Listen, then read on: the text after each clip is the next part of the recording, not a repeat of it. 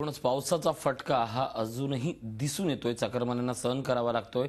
दरम्यान या सगळ्या प्रकरणानंतर पावसाच्या या जबरदस्त झालेल्या रात्रभर पडलेल्या पावसानंतर आणि आज साचलेल्या पाण्यानंतर शाळांना सुट्टी देण्यात आलेली आहे। मुंबईच्या डबेवाल्यांनी आज सुट्टी घेतलेली आहे।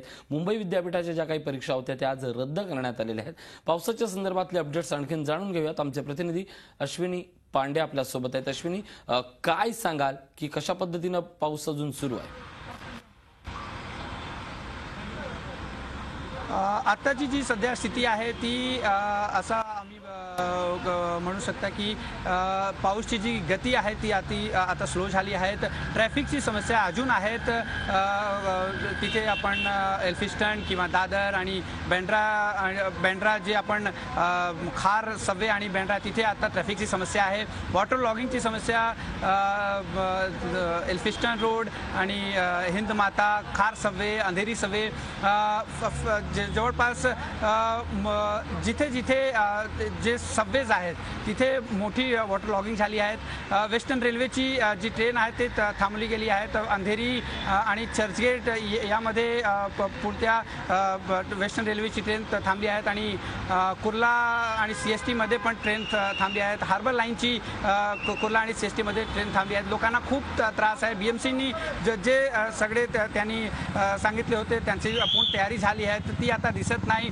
त्यांची जे काही तयारी झाली होती ते आता पूर्णपणे इथे संपली आहेत। लोकांना खूपच त्रास आहे। हे जे ऑफिस सगळ्यांचे ऑफिस बंद केला गेला आहे। स्कूल मध्ये मुलांना सुट्टी दिली गेली आहे।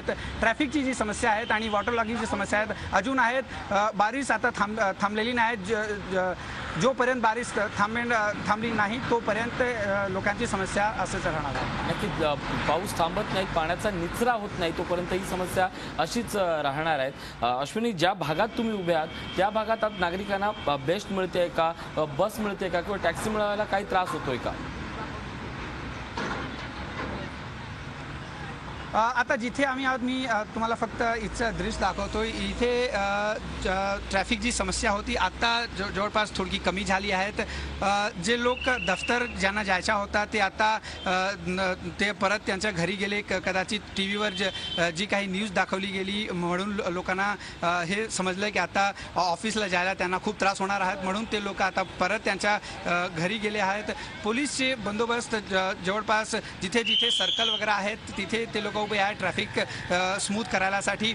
आता जी सध्या स्थिती आहे ती की लोकांना हे कळलं आहे म्हणून ते लोक ऑफिस नाही गेले आहेत आणि ते आता त्यांच्या घरीच आहेत। जी नक्कीच आपण पाहतोय अश्विनी पांडे यांनी घेतलेला हा सगळा आढावा होता।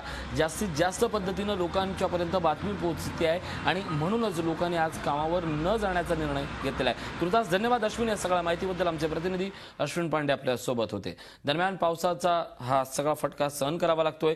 आमचे प्रतिनिधी अमित जोशी आपल्या सोबत। अमित, काय सांगाल, रेल्वे रुळावर आली आहे का? किती वाजेपर्यंत येईल? रेल्वे रुळावर आणण्यासाठी प्रयत्न सुरू आहेत मात्र पाणी अजूनही अनेक ठिकाणी अनेक रेल्वे स्टेशन परिसरात रेल्वे ट्रॅकवर साचलेलं आहे। त्याच्यामुळे पाणी कधी ओसरते याची वाट रेल्वे प्रशासन बघत आहे। अर्थात पावसाचा जोर काही प्रमाणात जरी कमी झाला असता तरी आता साधारण 2 तासामध्ये अधिकतम अशी भरती असणार आणि नेमका त्याच वेळेस पुन्हा एकदा पाऊस झाला तर मात्र पुन्हा एकदा पाणी साचणं रेल्वे ट्रॅकवर सुरू होऊ शकतं। तर सध्या पावसाचा जोर कमी झाला असून ट्रॅकवरचं पाणी ओसरत आहे मात्र ते अजूनही पूर्णपणे ओसरलं नाहीये। कारण पाणी ओसरल्यानंतर सिग्नल यंत्रणा तपासल्यानंतर मग लोकल गाड्या सोडण्यात येतील। तर रेल्वे प्रशासन त्याची वाट बघत आहे। हार्बर रेल्वे असेल, मध्य रेल्वे असेल, ही अजूनही सकाळपासून जी परिस्थिती आहे ती तशीच अजूनही कायम आहे। पश्चिम रेल्वे काही प्रमाणात सुरू आहे मात्र रखडत गाड्या सुरू आहेत आणि मध्य रेल्वेच्या ठाणे ते कसारा कर्जत तसंच हार्बरच्या वाशी ते पनवेल या मार्गावरील जरी सेवा आणि ट्रान्स हार्बर मार्गावरील जरी सेवा सुरू असली तरी मुख्य म्हणजे CST आणि चर्चगेटकडे जाणाऱ्या लोकांचे हाल होत आहेत आणि अजूनही या मार्गावरची सेवा पुरेशी सुरू झाली नाहीये। त्यामुळे आता पावसाचा जोर कमी झाला असताना रेल्वे ट्रॅकवरचं पाणी कधी कमी होतं याची वाट रेल्वे प्रशासन बघत आहे। त्याशिवाय त्यांच्यापुढे आता पर्याय राहिलेला नाहीये। नक्कीच अमित, अजून केवळ पाणी जात नसल्यानं, पाणी निघत नसल्यानं हा सगळा फटका सहन करावा लागतोय। एकूणच धन्यवाद अमित, या सगळ्या माहितीबद्दल। आमचे प्रतिनिधी अमित जोशी आपल्या सोबत होते। झी 24 तास रहा एक पाऊल पुढे।